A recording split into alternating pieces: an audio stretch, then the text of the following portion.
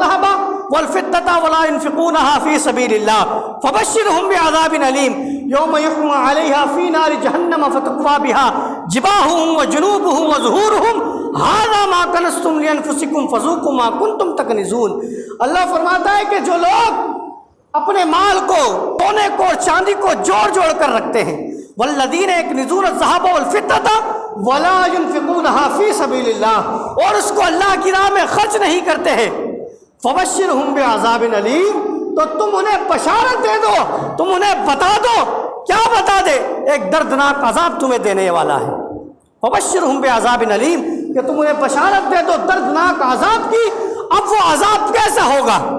وہ انسان سوچ سکتا ہے کہ اللہ نے عذاب کا ذکر تو کر دیا، مگر وہ عذاب کتنا بھیانک ہوگا اللہ خود فرماتا ہے، یوم یحمى علیہا فی نار جہنم فتقوی بہا جباہم وجنوبہم وظہورہم، کہ کل قیامت کے اندر ان کے مال کو، ان کے سونوں کو، ان کے چاندیوں کو، ان کی دولتوں کو جہنم کی آگ میں پگھلایا جائے گا، اور پگھلانے کے بعد ان کی پیشانیوں کو، ان کے پہلوؤں کو اور ان کی پیٹھوں کو داغا جائے گا، اور کہا جائے گا ھذا ما کنزتم لانفسکم فذوقوا ما کنتم تکنزون، یہ وہی مال ہے کہ جن کو تم دنیا کے اندر جمع کرتے تھے، فذوقوا ما کنتم تکنزون، اب اس کا مزہ تم چکھو۔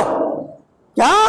جو مال تم نے جمع کیا اپنے لیے اور اس کو اللہ کی راہ میں خرچ نہیں کیا، تو اب اس کا مزہ تم چکھو۔ وہ مزہ کیسا ہوگا کہ جہنم کے اندر اس دولت کو پگھلایا جا رہا ہے، اس دولت کو پگھلانے کے بعد ان کی پیشانیوں کو داغا جا رہا ہے، ان کی پیٹھوں کو داغا جا رہا ہے، ان کے پہلوؤں کو داغا جا رہا ہے۔ اب آپ سوچیں کہ جہنم کا عذاب کتنا بھیانک عذاب ہوگا، اور اس کا اگر آپ تجربہ کرنا چاہ رہے ہیں تو آپ چلے جائیے ان سناروں کے پاس، ان لوہاروں کے پاس جو لوہے کو پگھلاتے ہیں، جو سونے کو پگھلاتے ہیں، جو چاندیوں کو پگھلاتے ہیں۔ جب وہ پگھل جائے تو اس کو ذرا اپنے ہاتھ پر ڈال کر دیکھنا اور سوچنا کہ تم اس کو کتنا برداشت کر سکتے ہو، اور اگر تم برداشت کر سکتے ہو تو تمہیں مبارک ہو، لیکن دنیا کے اندر کوئی ایسی طاقت نہیں ہے، کوئی ایسا انسان نہیں ہے کہ جو اس عذاب کو برداشت کر سکے۔